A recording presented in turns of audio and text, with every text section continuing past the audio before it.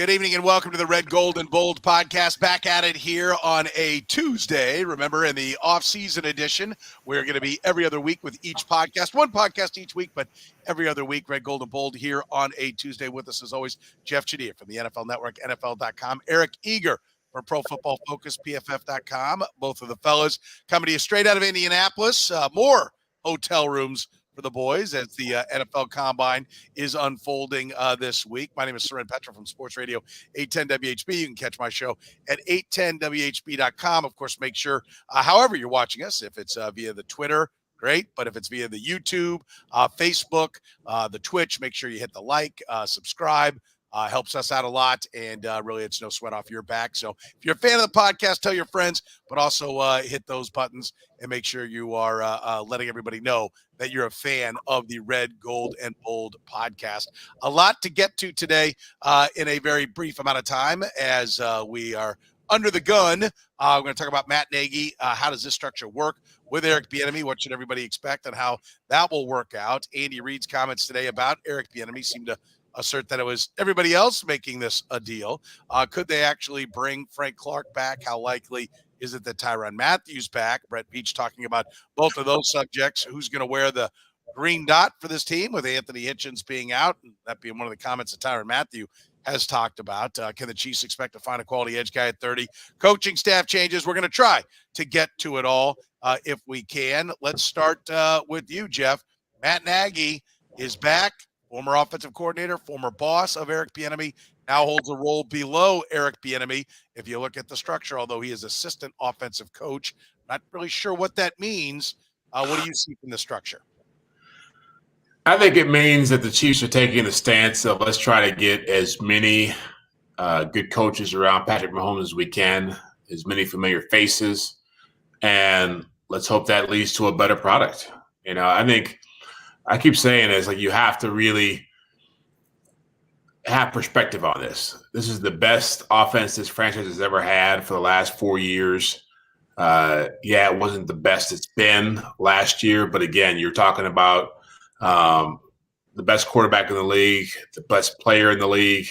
I think if you bring in Matt Nagy, you're bringing in someone who can help him work on his footwork, Mahomes' footwork, his fundamentals. And I think Bieniemy deserves to be in the mix here. And so I was talking to somebody today at the Combine about this, and I've mentioned this before on this podcast. I think Eric Bieniemy is the kind of guy who's going to get in somebody's butt. He's going to be tough. He's going to coach tough.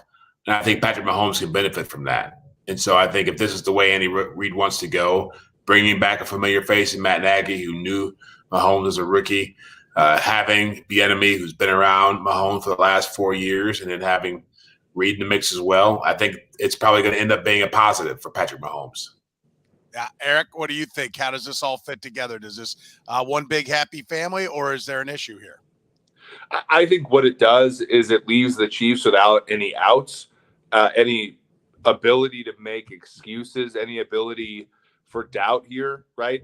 At this time last year, all of us were talking about, the Super Bowl went poorly because the offensive line, and we didn't necessarily look at how the team level metrics for the offense have gone down and down and down sort of since 2018, 2019, and when the Super Bowl, 2020, it isn't quite as good. They made Eric Bieniemy a scapegoat. Now they didn't, but the media, and the narratives, and I think partially the truth made Eric Bieniemy a little bit of a scapegoat here. But what this Nagy acquisition does is it makes everybody on notice, right? Like if they can't coexist now, I think we're all going to see the reasons. And I think that's valuable for the Chiefs. Yeah, I think so as well. And listen, I think for one thing, everybody kind of puts their own petty jealousies into their impressions of what's going to happen. I think these are men that have been around, know that this is an industry that, sometimes, job change happens. And, you've got to find a way to come together and work together. And everybody is served better by this thing working well. And I frankly expect it to work well. I don't see why it wouldn't. I think the only thing could be, does somebody step on somebody's toes? You would think people that have worked together this closely before would be able to get along. And that's all this requires, is for everybody to basically be an adult in the room. And it works fine. And I liked what you said, Jeff, to open, like, go get quality coaches. When a quality coach is available, grab him. I think Matt Nagy's a quality coach. I am a little disappointed, and maybe there'll be some other hires or changes that, maybe some outside thoughts and ideas, as we've talked about before, wouldn't be the worst thing. Bring in a fresh set of eyes. Matt Nagy's been gone for a couple of years. He no doubt has figured out his own little wrinkles on things. So that's a little bit of a fresh set of eyes. But having somebody come in that had been around another successful program, to me, would have been ideal. I think the other thing that we get here is, if Eric Bieniemy does have a situation, there are times that jobs pop up and it's an awkward time. It's not the normal hiring cycle, most likely in the college world. Then the Chiefs are covered with a guy that they can lock and load with experience to be that offensive coordinator. I think the hiring of Matt Nagy is a no-brainer. We all expected it. Now the question is, can they work together? They seem to think that they can.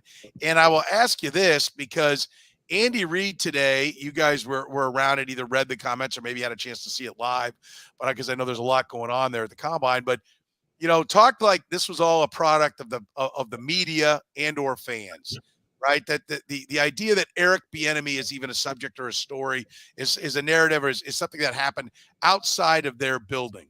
I got no problem. I've always said a head coach's job is not to give you the truth. Like, a general's not going to tell you how many troops he's got and where they are and where they're hiding, right? His job is to create the narrative that gives him the chance to win. This isn't war, I know, but so I give coaches some leeway in not being 100% truthful, but there's just no way even he buys that, right? You just don't sit around. There was no big release from Steve Spagnuolo's agent about sitting and having a conversation. No other coordinator do I know did it make national news that he was a free agent. Like they do have to, I get what he's trying to accomplish, but we all know that that's just silly talk, right, Jeff? Well, and I think Andy Reid played a role in this, because he was the one going out and saying Eric Bieniemy's getting the job this offseason. I mean, he was the one who pretty much pushed that narrative with a lot of confidence, a lot of bravado, about a month ago. And so, look, I think you're talking about a team that, again, is dealing with a situation that they didn't expect to have. They thought Eric Bieniemy would be gone by now. They were moving on to whatever the plan was when he was going to leave. Maybe that was Matt Nagy coming back here as an assistant if he lost that job, and once he lost the job with the Bears. Maybe that was Kafka moving up. But ultimately, they're trying to figure this out on the fly now. And I give Reid a lot of credit for wanting to do right by his coaches, and I said that from day one. I think the one thing you can't count on with Andy Reid, he's going to do what's best for Eric Bieniemy. He wants Eric Bieniemy to be a head coach. He wants all his assistant coaches to get opportunities to be head coaches. And so, is it a media? Is the media involved in this? Yeah, I mean, obviously that blog post that got that put out there anonymously, got deleted, was a big part of this. I think people are looking for reasons to explain what happened with the Chiefs. And sometimes, again, talking to somebody at the combine about this is what it looks like sometimes when you're as good as the Chiefs are. You're not going to win it every year. You're not always going to be hoisting banners and Lombardi trophies. Sometimes you're going to get beat by teams in the playoffs. And so I think that they're in a situation where they're making the best of this. And the best of it is not a bad thing. Again, you've got good coaches around a great player. That's the way we should look at it, not as if this is some kind of bad deal for the Chiefs moving forward. Yeah, are we worried a little bit, though, that for the second consecutive offseason, Andy Reid is acting like something that is a real problem is not a real problem? So last season was obviously, the tragic accident that his son had, right? And there was sort of this non-admission of what happened. And now it's Andy sort of putting things on the media when, let's be quite honest, I love the Chiefs as much as the next guy, but this offense is not as good as it once was, right? This is born out of necessity. Are we concerned about Andy Reid, who's constantly sort of defiant in the face of actual facts? I would be if behind closed doors Andy Reid's saying the exact same things, right? But what he's telling Talk Show Fatty and what he's telling the organization, I think, are two different things. You'd hope. And so I hope. I mean, I don't know for sure, but I do think. Listen, I've I assume we've all had at least some kind of off the record conversations with Andy Reid, and in a lot of ways he's the same guy. He's still very guarded in those conversations, but there are moments where if you've built up a trust with the man, that you will see the side that it's like, okay, this guy. I mean, he's all business, and he knows the difference between some of the, for lack of a better term, fluff maybe that's out there, that maybe even he peddles. And when it's time to drop the hammer, I think the guy drops the hammer to a degree. I mean, I think one of the reasons I'm not saying he's like, an ogre of a coach, because I think he is definitely a player's coach, and he's a player's coach. Not that he doesn't have expectations. I think he'll cut guys. He's Kareem Hunt showed that. I mean, the football side of him definitely didn't want to let go of Kareem Hunt when they did it, but there's a line. He allows you to be a man. You cross the line, you're gone. And, there are penalties. And I think that side of him, that he was clearly the guy that cut Kareem Hunt, that side of him exists. He doesn't show it in the media. We in the media, and Jeff's seen this because he's out there a lot. You can see when a guy asks him a question that pisses him off, and you can just see him kind of glare at the guy, look at him, like not even turn his head. The eyes just, kind of stare at him. And, he gives kind of a caustic answer like, well, I know he pissed him off with that one, right? Like, you can kind of see it. There is an intense side, and I think he's not afraid to show that behind closed doors. But I think on this one, he's got to fire, and what's the best way to handle it, right? Like, is it just a little smoldering one, or is it, one that needs some actual baking soda thrown on it? I think it's just a little small one, and this is what he thought was the best way to do it. I'll give them credit. This is the first time he's had a chance to answer it, and he did address it, right? Like there's nothing to see here. It's not, he at least addressed it. He addressed it in his opening comments, which he likes to do to try to take the question away from anybody that's out there. But to me, I do feel like any conversations that need to be had amongst the triumvirate of Bieniemy, Reid, and Mahomes have been had, right? He did seem very easy in what he was doing, and it didn't seem like he's got to get back to a firestorm afterwards. Can we agree that everybody is in place? The conversations we had, doesn't mean it's going to work. Right now, everybody's on board with what their roles are, Jeff. That's what I heard from Brett Veach and Andy Reid today as far as the coaching staff goes. Yeah, and look, I think it was important that the first thing Andy Reid said was about this topic, that he came out firing. It wasn't he got a question about it. He came out, look, I know that people have been talking about this, and I was on vacation, and look, I came back, and all of a sudden we all hate each other, and that's not the case.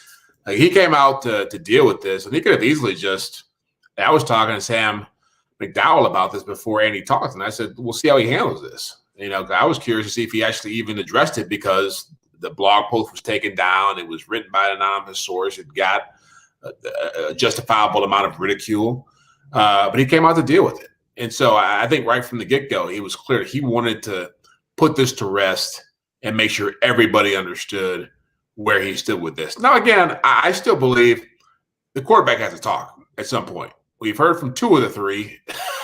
We got to hear from the main person involved in this, and that's Patrick Mahomes. And at some point, I would like to see him tweet something or put something on social media.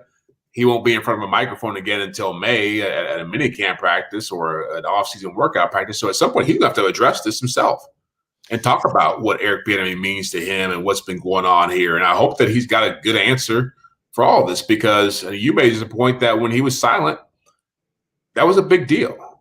And as a black man, I can tell you, hey, look, he was up there talking about Roger Goodell and Black Lives Matter a year ago or a year and a half ago, whatever it was. And if you don't want to support a black coach who is up for a head coaching job, who you think's got to have issues with you better start speaking up about it, because that to me that's also a topic you should be weighing in on if you're going to be getting into those kind of waters. Yeah, no, I do. I'll stand by those comments. I think it was significant that he didn't, and I do think that Matt Nagy. And listen, and maybe this is why Mike Kafka is not there. Maybe Mike Kafka was supposed to be the buffer, was supposed to be the good cop to Eric Bieniemy's bad cop, or tough cop, soft cop to Eric Bieniemy's tough cop, as you've said, Jeff. He's more of a kind of an in-your-face coach, something that I think everybody could use a little bit of. I think everybody has a moment in their athletic career where they need to be challenged. Every player. has to be challenged at some point to get their full potential out of them.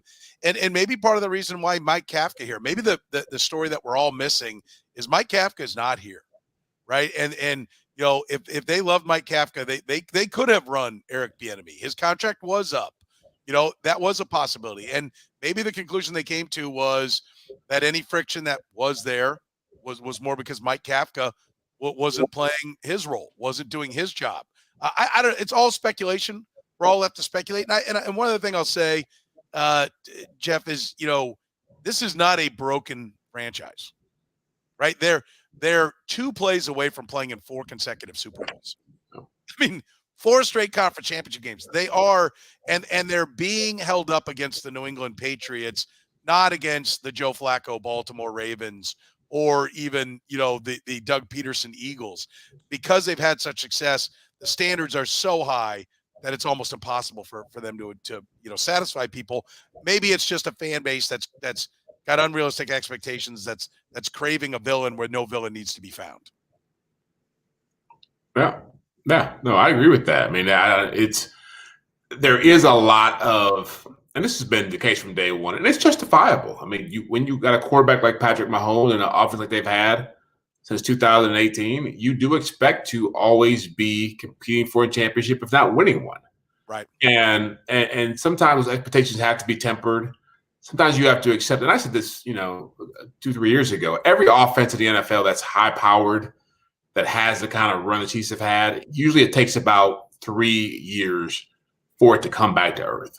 And then from that point forward, it's what are you going to do? How are you going to evolve? How are you going to add to it? Because teams have had time to draft. They've had time to use free agency. They've had time to scheme it up and to look at it and dissect it. And it's not so much, I think, I hate using the word the phrase the Chiefs offense has gotten stale. I think it's just gotten to a place where they've got to make the next move in terms of growing and evolving. And it can't always be, we've got this great quarterback. If we just put these people around him and do all this stuff. No, you actually have to ask more. You have to do more. You have to be honest with yourself about it. And I think that's tough sometimes. It's the same thing we just mentioned with Bieniemy and Mahomes. It's like, I like the idea of a guy being coach tough. And if you are going to get into a place where it's always going to be like, we can't hurt Patrick's feelings, we can't make Patrick upset, we can't, well maybe Patrick's the wrong guy then. You want somebody who is going to take those challenges on head on and want that and want to be the best. That's what made Tom Brady great, is that he wanted it. Yeah, I think that is part of it. It is part of the growth of Patrick Mahomes. And just to be clear, somebody said, well, you're blaming, Frey said, this is the 3rd time you're blaming Mahomes. I don't think there's any blame on Mahomes, right? It's that no one else is mentioning Mahomes as part of the equation. This is the only place where you're hearing anybody say, hey, by the way, Patrick Mahomes was the guy throwing the ball, and everywhere else somebody wants. The reason we're talking about this team as not a 2 Super Bowl champion in 3 years team and a 3 Super Bowl appearances in 3 years team is that Patrick Mahomes, the favorite play, like all of our favorite player, right? He's your favorite player's favorite player. Melted down in the second half of the most important game of the season. Like, this isn't made up. This isn't out of thin air, right? This team has gone, they lost 6 games this year with Patrick Mahomes. That's a career high. Like, these things aren't fake. We're talking about real things. And to Jeff's point, every single person, whether you like the answer or not, Andy Reid stepped up and had some accountability. Eric Bieniemy stepped up and had some accountability. Patrick Mahomes has not stepped up and had accountability. And I don't care how good he is. He's might be one of the best players in the league. He is the best player in the league in many people's minds. I think rightfully so. But he's had no accountability. How is this? That's not controversial. Yeah, no, I agree, and I think it's like a lot of people. He's the hero, and therefore he can't be touched. It must be someone else's problem. But we're simply saying that's not the case. Much is given, much is expected.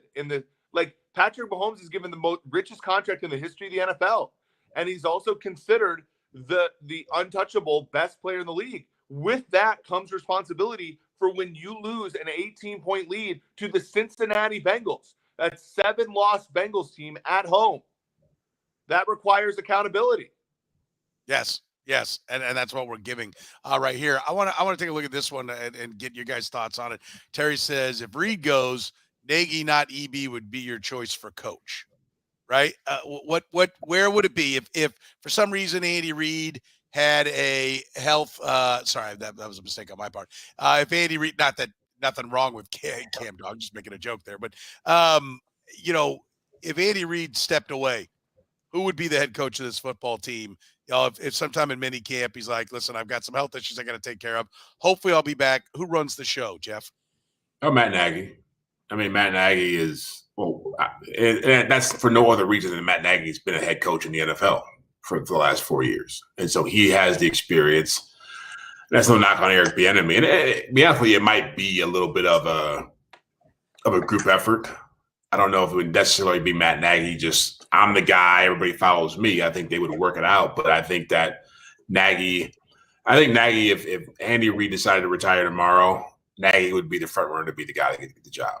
I think the answer is actually different depending upon the situation. If Andy Reid's stepping away for a little bit, I think it might actually be Dave Toub to try to finish off his resume and get him. Like if Reid knew he was coming back, or even Steve Spagnuolo to get him another shot as a head coach, figuring, hey, there's a lot of time for Matt Nagy. Those guys are both older than Matt Nagy. Mm-hmm. I'm with you. I think it would be a group effort. And I think that's one of the things that needs to be understood. I think these guys work well together. I think there is a structure that's in place. It all rolls downhill from Andy Reid. We know that. But I think if it was like, who's going to get the job permanently, Andy Reid's done, he's having to retire, I think it probably would be Nagy, because I think he was held in very high regard when he left. And I don't think they actually thought he would be back this soon.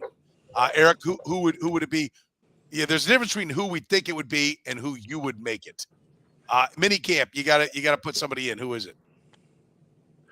I would make it Dave Toub. I think Matt Nagy, to me, is a better head coach than people believe, but he just got here, and so I think a year from now the answer is Matt Nagy, but I think right now him just coming in, it's a little bit different. Special teams coaches, interesting, we forget this because Patrick Mahomes has given the Chiefs so much privilege over the last 4 or 5 years.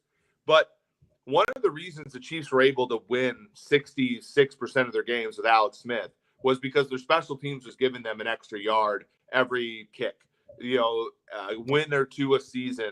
And Dave Toub is a huge part of that. Now, you can argue what the value of a special teams coach is when you have the best quarterback in football, but I think he's got the goods in some way, right? Who would it be? I think it would be Steve Spagnuolo. I think Spagnuolo is extremely trusted by Andy Reid. Andy Reid hardly ever meddles in the defense. And I think for the most part, that faith is well placed. I think Spagnuolo has been wonderful for this team. In fact, other than, and no one's perfect, beginning of the year, he wasn't playing the right players. But if you add it all up, he's been a pretty damn good defensive coordinator for this team. And so I think Reid would say, I think the team would sort of look at his head coaching experience and the effect he's had on a defense that was probably the reason they didn't win a Super Bowl in Pat's first year as a starter, and give him that cachet. Let's talk a little bit about some of the comments from Brett Veach. He was asked about a lot of the personnel. Orlando Brown, he talked about the franchise tag. Tyrann Mathieu said, we certainly something we want to look at and try to get there. Frank Clark made it very clear that this number is not going to work, but maybe they can find a number that will work. What did you take away, Jeff, from those comments from Orlando Brown, Tyrann Mathieu, and Frank Clark? What did he show any? Not show any cards, because I think most of the league's got a pretty good idea of what's going to happen here. But what did you take from it, and what do you think it ultimately means for these three players with the Chiefs? Oh, I think we all know Brett Veach is pretty forthcoming as GMs go, especially people within this organization go. I mean, he's not holding his cards as close to the vest as Andy Reid would in a press conference setting. But I think he was doing his best to try to, one, be complimentary of the players he knows he's going to have to say goodbye to, but also trying to make it sound like, okay, if we, in a perfect world, we could have all these guys back. And Charvarius Ward's in that conversation as well. And let's face it, there's no way Frank Clark's coming back at all. Like, I find it hard to believe they're going to find a number that works for him to be back on this team. And with his legal troubles and with his lack of productivity, it'd be hard to really justify him being in that role. But Tyrann Mathieu is the more interesting conversation here, because it's apparent that they would love to make this work. And it's apparent that he has an affinity for this city and this franchise. He's had more success here than he's had any place in his career, both team and individually. But it's still, it's still a very hard thing to make work with what they have to deal with as far as making their team better. Like Orlando Brown situation, the franchise has to come, because that's going to be a difficult negotiation anyway. What he thinks his value should be, what the value of that position is in the market, and what they can afford to pay. That's a big question for this team. And he could very easily be the offensive version of Frank Clark, a player that helps you now and looks attractive now, and then 2-3 years down the road, it's like, well, why are we paying this guy this much money? And they're at the point now where the margin for error in these kind of moves is not what it used to be. And so every decision you make has got to be smart. You got to say goodbye to some people, that you may not want to say goodbye to. You forget about all the good feelings and good vibes. It's like, this is business now. This is how you keep the good things going. And, just to go back to the guy talking about me blaming Mahomes, I'm not blaming Mahomes for anything. He's a great player and a great talent. He certainly deserves all the credit he's gotten, but certainly he needs help. And that help comes from the coaching. And in this situation, it comes from who they're going to put around him, who they're going to pay, and who they're going to get rid of. Yeah. Tom Brady went 10 years without winning a Super Bowl, right? Like, these things happen and they need to be corrected. I actually disagree with you, Jeff, on Clark. I'm somebody, I would have gotten rid of Clark yesterday. But I think if you look at the depth along the defensive end position, and you look at the position Clark is in, and you also look at the way in which Brett Veach, the people within the Chiefs organization, Spagnuolo as well, they view Clark, I think there's a non-zero chance that the Chiefs go to the table with him and ask him to take a pay cut, right? And that's a little bit different than like a restructure, right? A restructure is just, pushing money, it's buy now, pay later type stuff.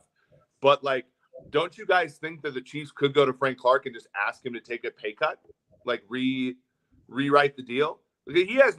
Frank Clark sucks. He has no leverage, right?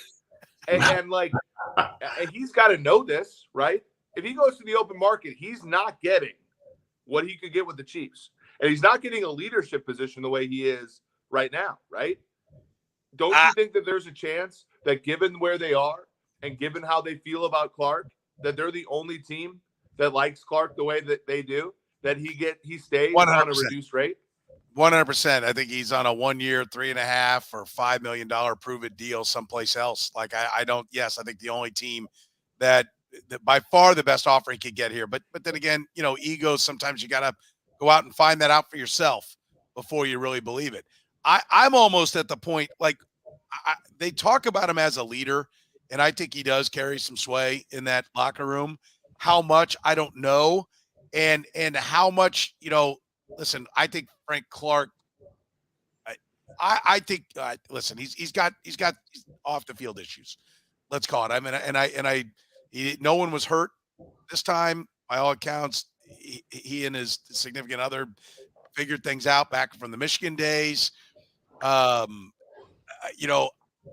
I wish I knew all the inner workings of that. That would make it easier to answer this question, because without Tyrann Mathieu in that locker room, if he's not going to be back, then there's a leadership void.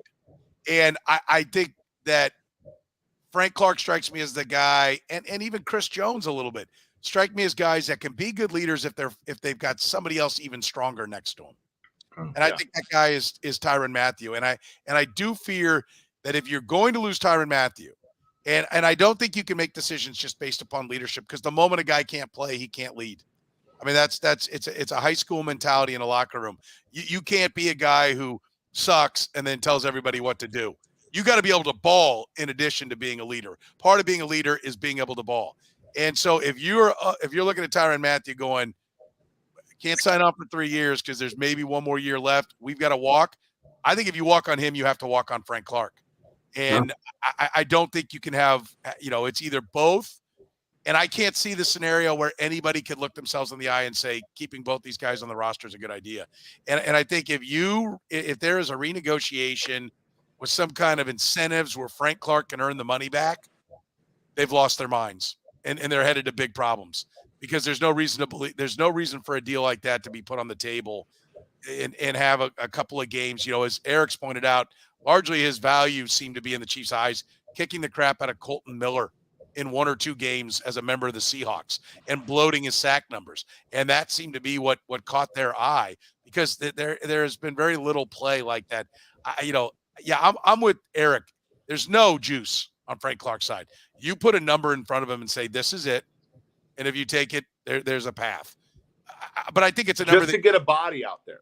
Well, that's what it would really be. And it's a number that I could cut still.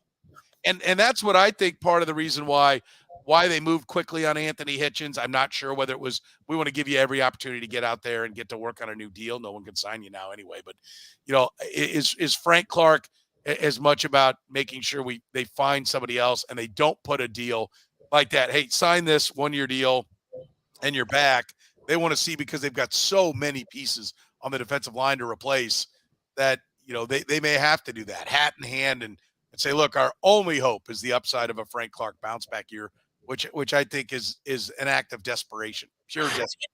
Yeah, the Frank Clark back. When is that supposed to? It's been 2 years waiting for the Frank Clark bounce back year. And to my difference, what's the difference between Frank Clark and Alex Okafor at this stage?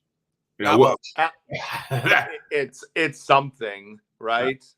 But Alex Okafor, the best thing Alex Okafor has going for him is he's affordable, and which is more than Frank Clark can have. That's my point. I mean, but again, like I said, if you get Clark on, because again, I think you nailed it, Petro. The reason they let Anthony Hitchens go is Willie Gay and Nick Bolton are right there. There's no Willie Gay and Nick Bolton on the defensive line to come in and replace Clark. Like he's on the roster right now because they don't have Joshua don't at this point. Like he hasn't done anything, and like they haven't done any so there's literally, if they roll, like it's like the Moneyball quote, if they roll the ball out to first base, there's no one to pick it up. If they line up against an opposing offense, there isn't a right defensive end on the roster who's played in the NFL. Yeah. No, it's a big issue, and it's not a spot that you want to be in, and it's not a spot the Chiefs are usually in. Usually their roster is a little more balanced. They quickly use free agency, generally speaking, with some cost-effective guys every now and then with a big splashy free agent, whether that's the trade for Frank Clark or the signing of Joe Thuney or the trade for Orlando Brown. But the free agency is quickly used to make sure that they can line up and play that day before the draft, and they don't have to find themselves over a barrel where, boy, we can't take the field. Everybody out there knows we have to have this position. I think it's going to be really hard in free agency to go into the draft and have everybody standing there knowing strong likelihood the Chiefs are taking a defensive lineman in the first round. And if for some reason they don't, they're gonna in the second and they're gonna in the third because they just have so many numbers that they have to throw at that position. I mean, and I think that's where you get when you sign all the stars. You get in a position where you just don't have the money to keep all the pieces. And, to Brett Veach brought up the fact that, a couple of years ago with the reconstruction they did on the offensive line. So, a couple of years ago, we didn't think we were going to lose one tackle to injury and one tackle to retirement. And to which I'll point back to, well, then trade for Trent Williams when he's on the market. But anyway, and I think they look at this, and 2 years ago's plan, they didn't see Frank Clark not bouncing back. They didn't see it going this wrong. They didn't see Jaron Reed making as little impact as he did. And now they got a lot of work to do. Can they find an edge at number 30? You guys are there at the combine, Eric, is the scuttlebutt, that the edges look really good. And there's such a depth that at 30 or even a trade down like they did and got Chris Jones in the second round to hopefully pick up more picks. Do you believe that they can come away and at least fill part of the defensive line holes with this draft? You're talking about Eric? Yeah, Eric. I think they can, and I think they'll they can, with a combination of free agency and the draft, they can fill edge, right? The problem is it's going to be the opportunity cost of what it's going to be, right? At pick 30, they're going to give up the opportunity cost is going to be a pretty damn good wide receiver. And it's going to be a tackle class that is good as well. And so, as I said on your show today on 810, Petra, I think the first round is a place where, unfortunately, to get a good edge in the first round, historically, it's almost always been in that top 10 range. I know TJ Watt was taken later in the first, but it's mostly like edge is the easiest position to evaluate, right? If you're an athlete who is productive, you're going to be good. And those guys are taken high, right? And those guys are taken early. And so for me, like if I'm the Chiefs, my approach is going to be more like, looking at free agency, seeing a guy like Melvin Ingram, seeing a guy like Jerry Hughes. If I want to make a splash, seeing a guy like Chandler Jones, somebody like that who wants to win the Super Bowl, and going after that guy who's a little older, who's going to cost a little bit less than going after a guy in the draft, because those guys, if you're taken at 30 as an edge, something is wrong, right? Something is, whereas tackles, wide receivers at that spot, I think offer the Chiefs a little bit more value. What do you think, Jeff? What's the word on the edge there for the Chiefs and anybody else with this draft class? Yeah, I mean, I think it's what Eric said. I mean, you unless you're picking the top 15, you're not going to get a player who's going to have an immediate impact on your season. I mean, and there are people in free agency who are a lot like Melvin Ingram. Melvin Ingram should be part of this conversation. Yeah. But the Chandler Joneses, the Von Millers, the people like that. I mean, the question you get into is, to get those kinds of people, you have to pay J.J. Watt kind of money. What he got to go to Arizona, which was like a 2-year, $23-24 million deal. You'll be paying that kind of prices for guys who were 32, 33 years old. And I think isn't Harold Landry from Tennessee a free agent as well? Yeah. Yes. He's somebody. Landry's the youngest guy in the top 10 free agent edge players. A lot of them are 29 or older, like Clowney and guys like that. But a lot of people think that there's a decent chance that the Titans will put a franchise tag on him. Yeah. Yeah. So he'd be the most attractive, but again, he'd be costly, and he's probably not going to get out of Tennessee. Yeah. I think when the Melvin Ingram name comes up, what I always tell people, like, they've had not a whole year in his case, but they've had months to extend a deal if they wanted to do it. And it didn't get done. That means that the two sides don't agree on what it is. It means that the Chiefs, I'm sure, the way Ingram played and the fact that they were interested in him during the offseason, went to him at some point during December, which is when they're really putting their free agent ducks in a row, and said, listen, this is what we're thinking. What are you thinking? And he said, I'm thinking more. And, or they went to him and said, what are you thinking? And he said this much. And they went, I'm thinking less. And now he gets a chance to go out there. And I don't think the answer is never, right, with Melvin Ingram. I think he's going to need to find what he found last time. There isn't a suitor. If he played well enough with the Chiefs that somebody will slap a 2 or 3 year deal on him, more than the Chiefs think he's worth, then I think he goes someplace else. I don't know that Landry, though, isn't he like 6'1", 230? He's not a good athlete. And he doesn't fit the prototype of what, a Steve Spagnuolo defensive end usually looks like. Wow.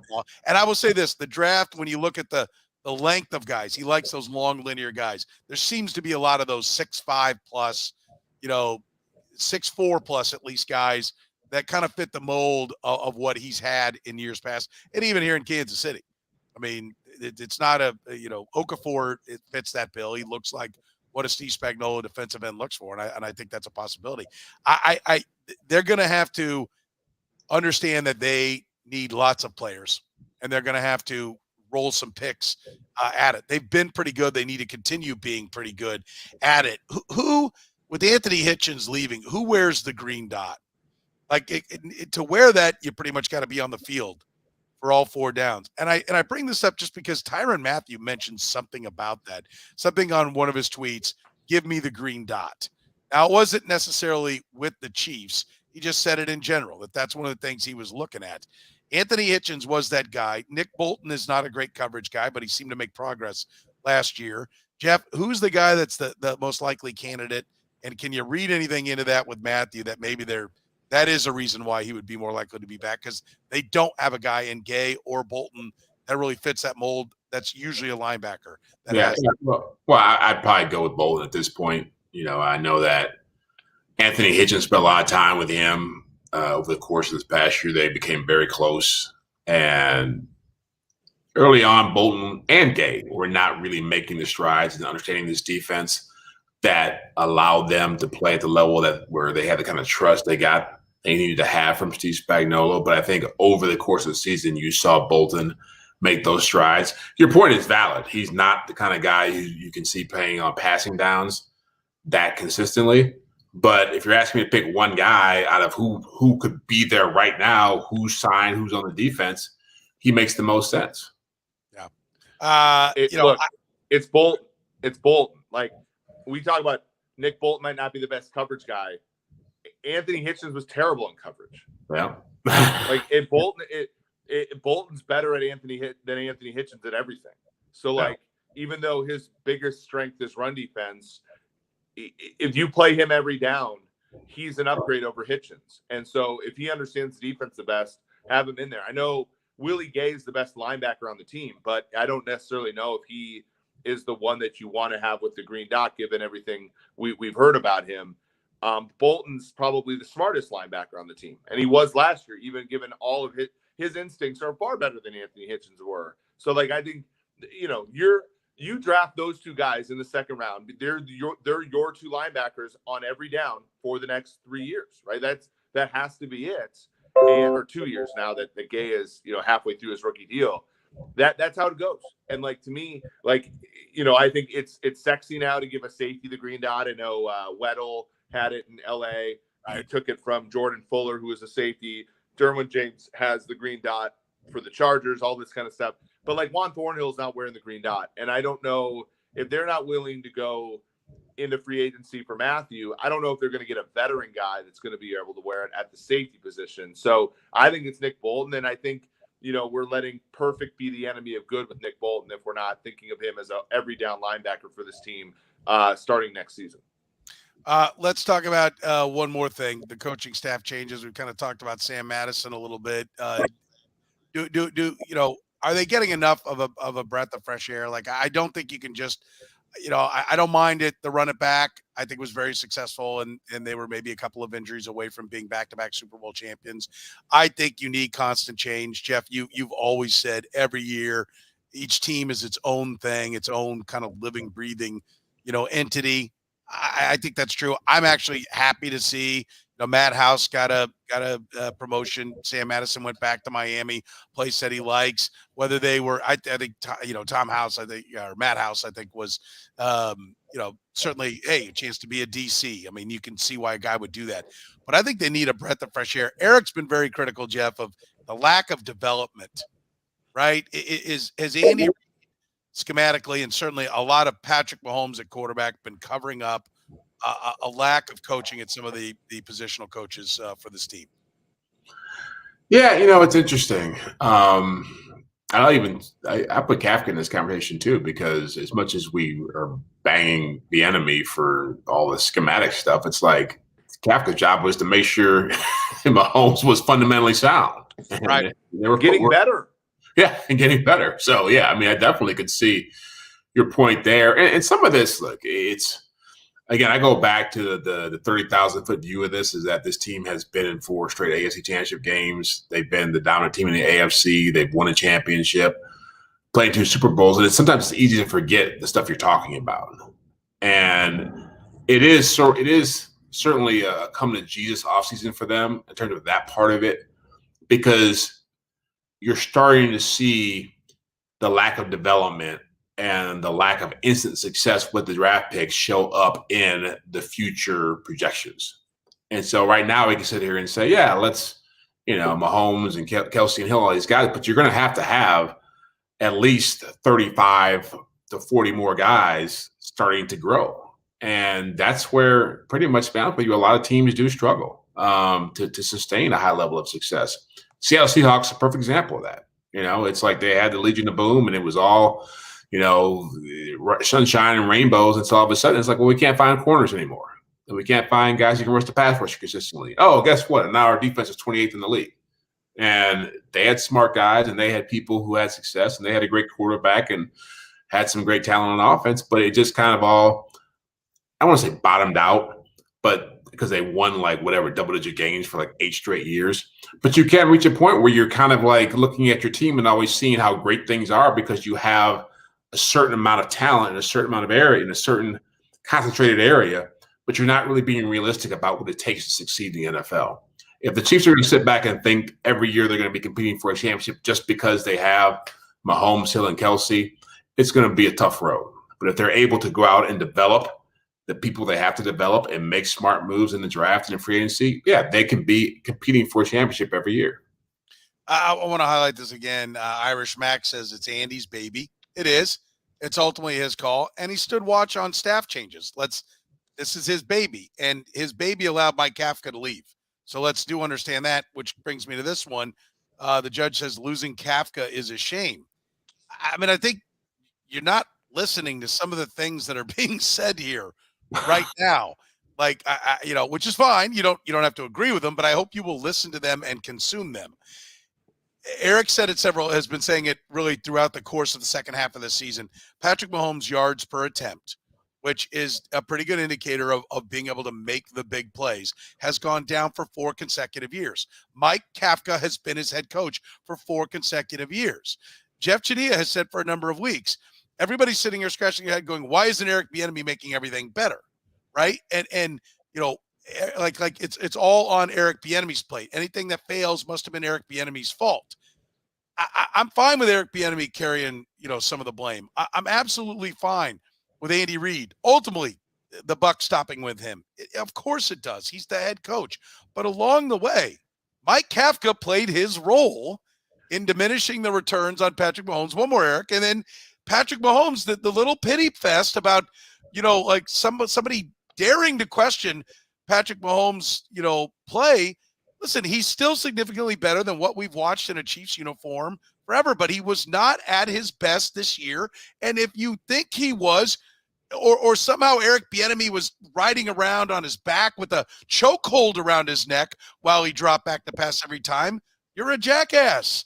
All we're simply saying is those people, whatever went wrong and whatever people are frustrated about, all of those guys, including Mike Kafka, right, and including Patrick Mahomes himself, had a role in this. I don't understand why it's so hard to say, yeah, Kafka, sure, he deserves a shot in New York. He like Eric Bieniemy deserves a shot as a head coach. He was part of a 4-time conference champ, or 4 conference championship games and 2-time conference champ and Super Bowl champ. But he played a role in what went wrong as well. And I think back with Matt Nagy coming in, I think back to what Charlie Weiss arrogantly said, but then backed up when he was brought in by Todd Haley. He said, let's be honest. And I know Todd Haley was pissed. He goes, I was brought here to fix the quarterback. And Matt Castle went out after having an awful first year and went 27 touchdowns, 7 interceptions. They went 10-6 and won the division. Right. And I think that's what Matt Nagy's been brought here before. As much as it's the old band getting back together, it's also because I think they feel like Matt Nagy will do a better job than Mike Kafka. Right. I think that's part of the equation people need to understand. Eric, I know you wanted to jump in there. I apologize. Look, we're all, and this is like last thing I'll say on this, like we're all adults. It's okay to acknowledge things have been great. Things need to be better. There exists a problem. And there exist other problems. If there were just one problem with this team, they would have won the Super Bowl. You think the Rams have 0 problems? No. There exists many reasons why the Chiefs have not achieved the ultimate goal the last 2 years. And just because one of them exists doesn't mean the other things aren't also valid and need to be addressed. We're all adults here. We can address multiple things at once with the same team. And I think that's where people like I said, if the Chiefs only had one problem, they would beat the Rams in the Super Bowl. Yeah, I think so as well. All right, listen, I know you guys have got a lot more work to do before your night is over. I want to ask you this. We had one of them up here. Where was it? I think it was Temecula, who hit us up a while ago. I'll put it. He put it to you, Eager, but maybe missed the part about Jeff. Is there going to be shrimp cocktails at St. Elmo's for you boys? How about Eric answer that one? I was just at St. We have Elmo. a PFF party, which I'm inviting. If Jeff's not invited or Jeff hasn't been invited yet, he's being invited now on the Red, Gold, and Bold podcast tomorrow night, 8:15, St. Elmo's. Come by. I don't particularly like shrimp cocktail, but I will be having cocktails. Yeah, well, I will be back home by that point. So if I got an invite earlier, I would have actually made a better flight arrangement to be there for the party. But things happen sometimes in real time. Sometimes you find out about the good stuff, Soren, while you're on the podcast. But I didn't know there was an upstairs lounge at St. Elmo's until 2 hours ago. So, wow. Yeah. That's news to me too. I've never made it to the upstairs lounge either. I've never made it out of that like circle bar area. I don't think I've ever even gotten a table there. I think I've always had to like stand and eat in the bar area, for crying out loud. You know, not that I've got as much Indianapolis time as you guys do. Mine's been Final Fours and Super Bowls. I hope to join you next year at the Combine. So we'll do it. Which, do we even know it's going to be in Dallas next year? Most people are saying, is that right? I heard it's Dallas. Yeah. Jerry World. Yeah. There's plenty of steakhouses down in Dallas. I've got a couple. I think it's Bernier's down there. Maybe that'll be the spot. We'll all be down there. Maybe we'll do the podcast from a steakhouse in Dallas. That's what we'll do next year. All right, that's going to do it, guys. I know you got work to do, like I said. Listen, hit the likes, hit the subscribes, however you listen to us, Twitch, via the YouTube, on Twitter, on Facebook. We would appreciate it. It does a lot of good for us. We appreciate everybody listening. For Jeff Chadiha from the NFL Network and NFL.com, Eric Eager from Pro Football Focus, PFF.com. You can catch my work, Soren Petro, at Sports Radio 810 WHB. That's 810WHB.com. Thanks for joining us again here on the Red, Gold, and Bold podcast.